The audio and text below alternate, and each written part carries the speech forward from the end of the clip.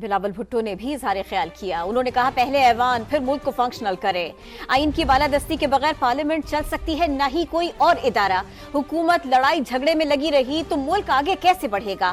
اگر آپ بھی وہی کریں گے جو پی ٹی آئی نے کیا تو کل آپ اور میں بھی جیل میں ہوں گے. بلاول بھٹو کا قومی اسمبلی میں خطاب. کہا پی ٹی آئی اپنے بانی کا کیس لڑے لیکن ایوان میں آ کر اپنی ذمہ داری بھی نبھائے.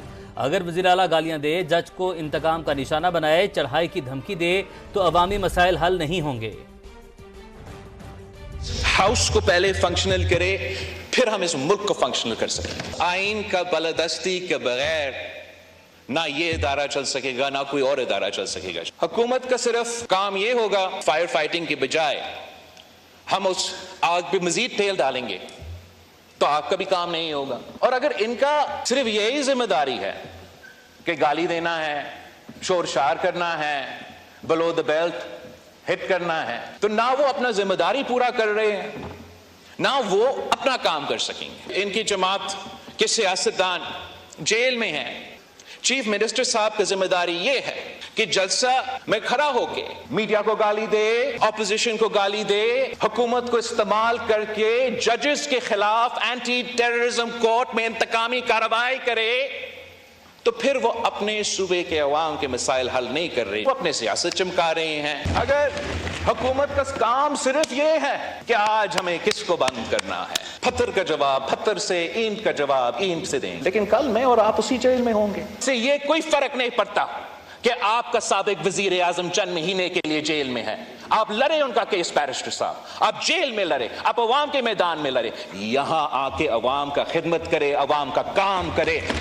وزیر دفاع نے کہا جلسے میں ریڈ لائن کراس کی گئی، آئینی حدود پار ہوئی. وزیر اعلیٰ نہ ایسی زبان استعمال کرتے نہ گرفتاریاں ہوتی. ہماری پوری قیادت گرفتار رہی، ایسی زبان استعمال نہیں کی.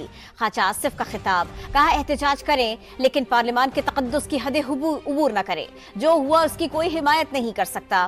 پولیس کا آنا باعث شرم ہے. کوئی وزیر اعلیٰ کے عمل کی بھی مذمت کرے. تقاریر ہوئیں اس دن یہاں جلسے میں، اور جو لینگویج چیف منسٹر کے پی نے استعمال کی، اگر وہ لینگویج استعمال نہ کی ہوتی تو یہ واقعہ جو ہے نہ ہوتا. اگر یہ واقعہ آئسولیشن میں ہوا ہوتا، اس ریئیکشن میں نہ ہوا ہوتا تو میں اس کو ضرور کنڈیم کرتا. لیکن جب آپ حدود کراس کرتے ہیں، آپ جب فیڈریشن کو چیلنج کرتے ہیں، آپ آئین کو چیلنج کرتے ہیں، جب آپ جمہوریت کی بنیادوں کو جو ہے کمزور کرتے ہیں کہ آپ لشکر لے کے آئیں گے، پنجاب پہ حملہ آور ہوں گے، آپ جو ہے بارات لے کے جائیں گے نام لے کے مریم نواز کا، یہ اس قسم کی باتیں جو ہیں یہ خودکشی کے مترادف ہیں. اگر پرسوں رات جو ہے اس میں کوئی لائنیں کراس ہوئیں، کوئی لائن کراس ہوئی تو اس دن جلسے کے اندر تو کئی لائنیں کراس ہو گئیں. آئین کی، فیڈریشن کی، اس ملک کی وحدت کی اور اخلاق کی تو بات جانے دیں.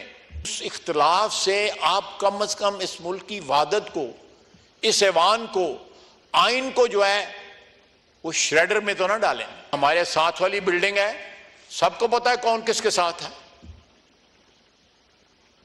اکتوبر کا نام لے کے جو ہے باقاعدہ ہمارے دوست جو آئل کے اس طرف بیٹھے ہیں وہ امیدیں وابستہ کرتے ہیں، باقاعدہ بیان دیتے ہیں اس کے اوپر. سیاست ضرور کریں لیکن ریڈ لائن کراس نہ کریں. نائب وزیر اعظم اسحاق ڈار کی قومی اسمبلی میں گفتگو. کہا پروڈکشن آرڈر جاری کرنا اسپیکر کا اختیار ہے، ہمیں کوئی اعتراض نہیں. ضرور کریں لیکن جیسے قائد صاحب نے فرمایا کہ ایک جو ریڈ لائن ہے اس کو کراس نہ کریں، بلو دی بیلٹ سیاست نہ کریں. اگر ہم آپس میں ہی الجھاؤ میں لگے رہیں گے تو پھر کام کیا ہوگا؟ وہی ہوگا جو آپ نے ریسنٹلی تیسری دفعہ دیکھا. تیسری دفعہ اس پارلیمنٹ کے وقار کو بدترین طریقے سے مجروح کیا گیا. ایوان کے اندر سے کسی کو نہیں اٹھایا. ویڈیوز موجود ہیں، جائزہ لے لیں. فورنزک بھی کرا سکتے ہیں، حقیقت سامنے آ جائے گی. وزیر اطلاعات عطا تارڑ کا دعویٰ. اپوزیشن کا شور شرابہ. گرفتار ارکان کے پروڈکشن آرڈرز پر عمل درآمد کرانے کا مطالبہ. پورا ہاؤس اسپیکر کے پیچھے کھڑا ہے. کہیں سے کوئی یہ آواز نہیں آئی کہ اسپیکر کو یہ کام نہیں کرنا چاہیے. کچھ ویڈیوز آپ کے بھی نوٹس میں آئیں، کچھ ایویڈنس سامنے آیا کہ ہاؤس کے اندر سے کسی کو نہیں اٹھایا گیا. یہ ایویڈنس سامنے آیا، سن لیں، وہ تحقیق کر لیں. اسپیکر آفس میں وہ ریکارڈ موجود ہے کہ باہر ناکے کے اوپر سن لیں بات. وہ ویڈیو ایویڈنس اسپیکر آفس میں موجود ہے. وہ اس کو کانٹرڈکٹ کر دیں, کہہ دیں وہ غلط ہے. جلسہ تو بہانہ تھا, اصل نشانہ ہمارے ارکان تھے. Chairman P T I barrister Gohar کی قومی اسمبلی میں گفتگو, دعویٰ کیا ہم باہر سے گرفتار نہیں ہوئے, ایوان کے اندر ہی موجود تھے, نقاب پوش آئے تھے. سوال کیا دروازے کی چابیاں کس کے پاس تھی, لائٹیں کس نے آف کر دی. اس کی تہ تک جائے. ارکان کو جس انداز سے اٹھایا گیا ہے یہ تاریخ میں یاد رکھا جائے گا. لگتا ہے حکومت ایک جلسے کی مار ہے. ہمیشہ کہا مذاکرات کرو, بات کرو, راستہ بند نہ کرو. باہر سے اریسٹ نہیں ہوئے تھے, وہ ایوان کے اندر موجود تھے. نقاب پوش آئے, ہر دروازہ کھولا گیا ہے. وہ چابیاں کس کے پاس تھی جو دروازے کھولتے تھے, وہ لائٹیں کس نے آپ کی, اس کے تہ تک جائیں. میں نے صاحبان کو جس انداز سے اٹھایا گیا ہے یہ ہسٹری میں یاد رکھا جائے گا. لگتا ہے یہ حکومت فقط ایک جلسے کی مار ہے. ہمارا ارادہ جو تھا وہ 6 بجے سے پہلے جلسہ ختم کرنے کا تھا, لیکن ایون وزیر اعلیٰ نہیں پہنچ سکا. وہ راستے سارے کے سارے بند تھے. یہ جلسہ تو بہانہ تھا, ان کا نشانہ ہمارے یہ بندے سارے بیٹھے ہوئے, لیکن یہ بکنے والے نہیں ہیں انشاءاللہ تعالی. یہ ہر حال میں خان کے ساتھ ہو. میں نے ہمیشہ کہا ہے کہ مذاکرات کرو, بات کرو, راستہ بند نہ کرو, راستہ نکالو اس ملک کی خاطر, اس جمہوریت کی خاطر. جناب اسپیکر, اس کو آپ کمزوری نہ سمجھنا. ہم اگر زبردستی کرنے پہ آئیں تو آپ کی بھی کے پی کے سے آئی ہیں, وہاں ہماری حکومت ہے, ہم ہر ایک آپ کے خلاف پرچہ کریں گے. کیا کر لو گے؟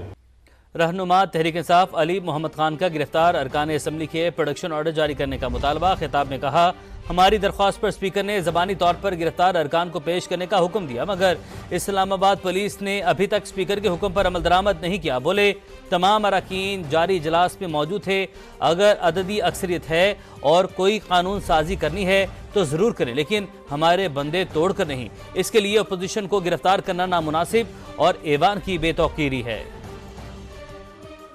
آرڈر کی ریکویسٹ ہم نے کی اور وربلی جناب سپیکر صاحب نے آرڈرز دیے اسلام آباد آئی جی صاحب کو کہ آپ ان کو پروڈیوس کیجئے. ابھی تک سپیکر صاحب کے آرڈرز پہ اسلام آباد پولیس نے, آئی جی صاحب نے, اسلام آباد انتظامیہ نے عمل نہیں کیا. اگر کوئی شخص باہر سے پولیس سے بھاگ کے یہاں پناہ لیتا ہے وہ غلط ہے.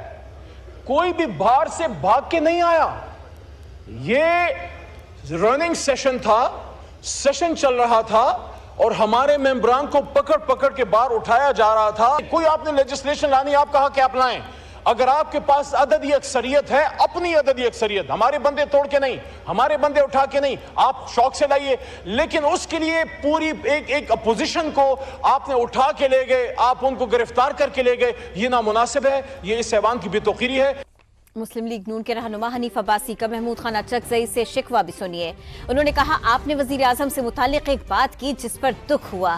کسی کے ساتھ مل کر کسی کو گالی دینا آپ کی روایت نہیں تھی. جو شخص آپ کی چادر کا مذاق اڑاتا تھا آپ اس کے پکے دوست کیسے بن گئے؟ آپ ہمیں بے شک برا بھلا کہیں لیکن ہم آپ سے اسی طرح محبت کرتے رہیں گے.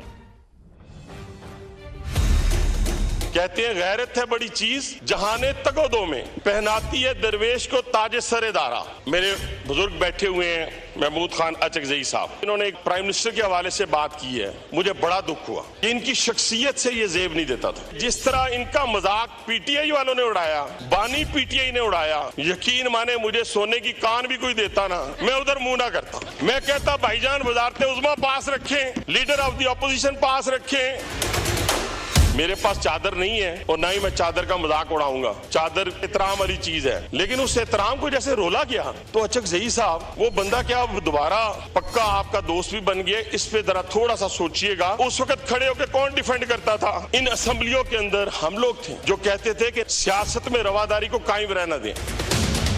کسی کے ساتھ مل کر کسی کو گالی دینا یہ شاید آپ کی روایت نہیں تھی. پھر وہ خاندان جس نے آپ کی عزت ہمیشہ کی ہے, وہ میاں محمد نواز شریف صاحب ہوں, شہباز شریف صاحب ہوں, آپ ہمیں برا بھلا کہیں, بے ایمان کہیں, گالی دیں, اچکزئی صاحب ہم آپ کے چھوٹے بھائی ہیں, ہم آپ سے اسی طرح محبت اور پیار کرتے رہیں گے. ہمیں بھی امید ہے کہ آپ اسی طرح دل سے پاکستان کے ساتھ محبت اور پیار کرتے رہیں گے.